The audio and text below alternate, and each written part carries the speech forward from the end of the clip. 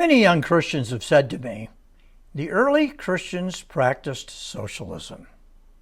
They are referring to Acts 2, verses 44 and 45, which read, "And all who believed were together and had all things in common. And they were selling their possessions and belongings and distributing the proceeds to all as any had need."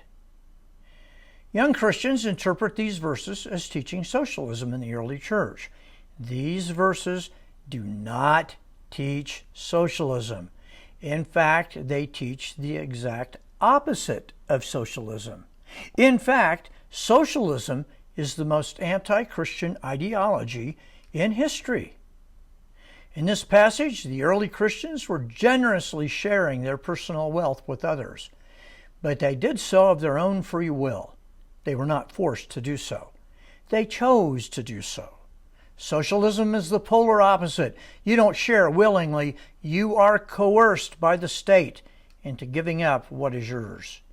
Coercion is the opposite of the kind of giving God wants.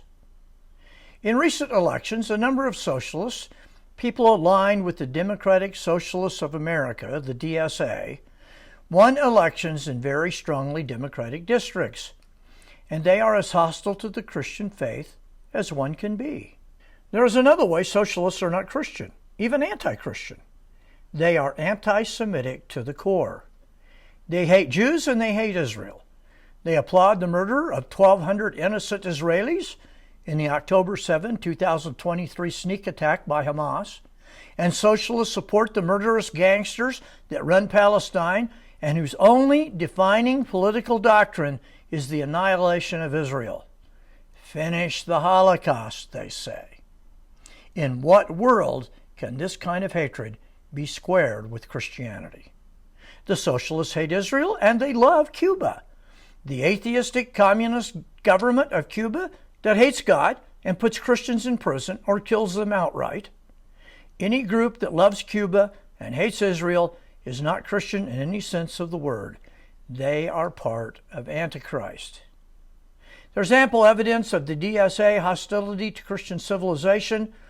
Earlier this month, its leadership issued an updated platform that calls for abolishing the U.S. Senate, defunding the Pentagon, offering universal amnesty to illegal immigrants, transferring the ownership of corporations to the public, and replacing the President and Supreme Court with an executive and judiciary chosen and subordinate to Congress. It also includes a demand that police budgets be cut annually to zero. They advocate the creation of a 4-day, 32-hour work week with no less pay, plus a guarantee of universal basic income.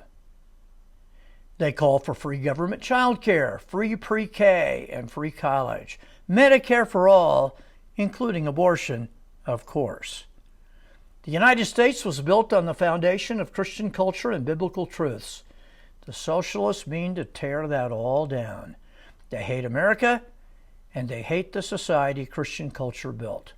How is that Christian? Socialism is at its heart not only anti-Christian, its adherents see it as a substitute for Christianity. Once again, when you deny the God of the Bible, you do not then believe nothing, you then believe anything. What better example of this is there than people believing in the false cult of socialism? Many national commentators are wrestling with the rise of this ideology. Why is it happening? You do not have to look far for the answer. For 60 years, the academic community has taught hatred for America and a love of the false gods of socialism and communism. The young socialists are merely their offspring. They are their converts. Why are the young socialists so motivated? Religion. Religion does that to you, and they will continue to be highly motivated until the lies and contradictions of their false religion come crashing down on their heads. Socialist governments have been the greatest disaster for human beings in all of history. Why? Because they begin by hating God, and they continue by denying basic Christian doctrines.